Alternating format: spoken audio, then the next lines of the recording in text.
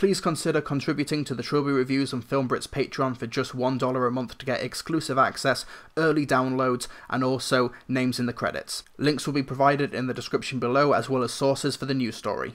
Hello ladies and gentlemen, my name is Trilby, and almost 3 years ago The Hollywood Reporter announced the news that the Five Nights at Freddy's horror children-oriented video game series created by Scott Cawthon would be getting a movie adaptation, with Warner Brothers distributing and Roy Lee, Seth Grahame-Smith and David Katzenberg producing. However, development has actually been quite slow on the production. Like I said, that was almost 3 years ago. It feels like Hollywood has completely missed the Five Nights at Freddy's train. I was walking through a toy shop the other day for completely innocent reasons, and I actually found a Five Nights at Freddy's style board game aimed at children. This is something that has probably been milked dry at this point. But Hollywood is still going to try, and it was actually a year ago, I completely missed this news, that a year ago production moved from under Warner Brothers to the Universal umbrella of Blumhouse Productions. And Blumhouse had a fantastic year both critically and financially with films like Split, Get Out, Happy Death Day and more, and it seems like the perfect home for a low-budget Five Nights at Freddy's movie. We also had Gil Kenan attached to direct, and he directed the 2006 animated children's film Monster House and also the 2015 remake of Poltergeist, but he has clearly left the project,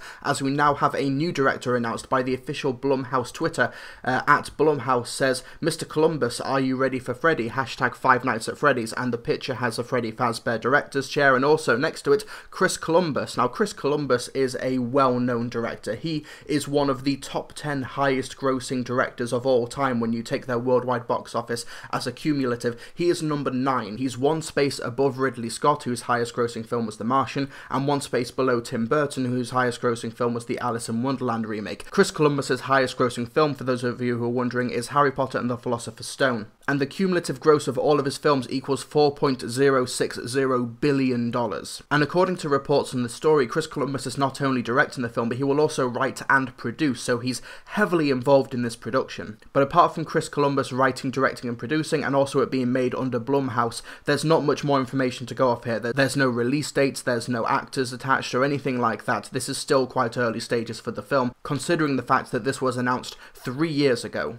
As for Chris Columbus, if this news had come out maybe 10 or 15 years ago, this would be great news. He would have just come off of Harry Potter and the Philosopher's Stone and Chamber of Secrets, and he'd still be riding high on earlier successes like Home Alone or Mrs. Doubtfire and such. But it seems like Chris Columbus of 2018 has massively lost his mojo. Since Harry Potter and the Chamber of Secrets, which is a good film but is generally considered to be one of the weaker Harry Potter films, the only films he has directed is Rent, which was not a very good adaptation, I Love You, Beth Cooper, which wasn't that good either, Percy Jackson and the Olympians, which was trying to be Harry Potter but just did not capture that magic, and also, God help us all, Pixels. Although, to be completely fair to Chris Columbus, it's kind of hard to blame him entirely for Pixels, because that was made under the Happy Madison Productions umbrella with Adam Sandler and co, so there was only so good that production was going to be. Also, as a writer, the last film Chris Columbus wrote was in 2004 with Christmas with the Cranks, and that's not a good track record, and also, he has been very successful as a producer for the most part. He produced The Help, which I personally did not like, but that was a critical and financial success, and he also produced the Night at the Museum movies, and recently Patty Cake, which did not make a lot of money but was a critical darling. But when you think of Chris Columbus as a director, you think of Home Alone, you think of Mrs. Doubtfire, you think of Harry Potter, you don't think horror, and this is why this is such a left field choice in my opinion. Now, there have been some smatterings of horror throughout Chris Columbus's career. For example, he wrote the first Gremlins movie back in 1984, in fact it was his second ever screenplay, and he also produced the A24 movie The Vivitch in 2015. And in the Harry Potter films you do have a little bit of horror. For example, you've got the troll scene, you've got the basilisk in the Chamber of Secrets, but apart from that, there's really not much in Chris Columbus's filmography that would indicate that he could do horror at a feature-length level, apart from, you know, Pixels. I put my thoughts out on Twitter, and at John_Tyler646 said that maybe a lower budget will help him get his creative juices properly flowing again, as it worked for Shyamalan with The Visit and Split, and that is a completely fair point. However, I don't really think budget has been Columbus's problem, whereas it was with Shyamalan. That was a director who completely got away with his own ego and his own ambition, whereas with Chris Columbus, it has been kind of a lack of enthusiasm for the material he's doing. If you watch watch Rent, there was zero enthusiasm for the material, and I know that is dubious material in the first place, but even by that source material standards, Rent is a piss-poor adaptation. But with Shyamalan and The Visit and Split, he was revisiting his best subject, the subject that put him on the map, genre horror, low-budget, high-concept horror, like in Sixth Sense or Signs. Whereas with Chris Columbus, he's going to be visiting a subject that he's only really flirted with in his 30-40 year career. But with Chris Columbus attached to Five Nights at Freddy's, I think it's pretty much a given that this is now going to be a PG-13 horror film, which is not necessarily the death knell for a film like this. It is a franchise that has primarily been able to sustain itself because it's been captivated by a much younger child audience, which is, captivated might not be the correct word there for the subject matter of the games. But you take my point. I was working at HMV a couple of years ago for Christmas temp work, and we would always get kids going into the Funko Pop vinyl section and always going, oh, it's Nightmare Freddy, it's Chico, it's Bonnie, it's Foxy, it's all these other characters.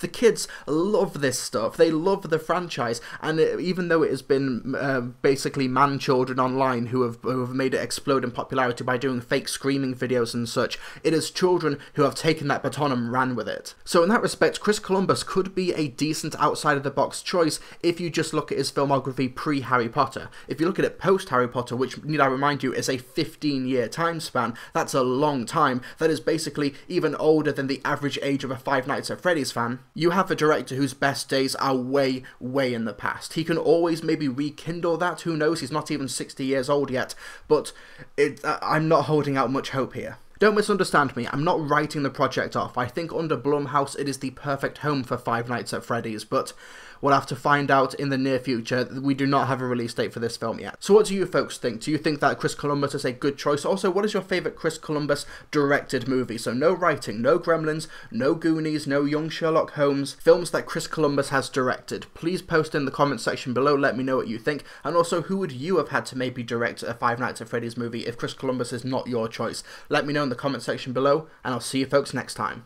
Hey folks, thanks so much for watching this video, and oh my goodness, who are these names? Who are these awesome, really cool people? Well, they are my patrons. They help to keep the lights on here at Trouba Reviews. They get early access to some of my content, and also including my podcast, the Film Brits podcast. They also get to be a part of the podcast by asking questions and submitting topics and such, so if you would like to help support the content and also get involved in the podcast and other videos, and also get your names in the credits like these handsome devils, then please consider becoming a patron. Links in the description below.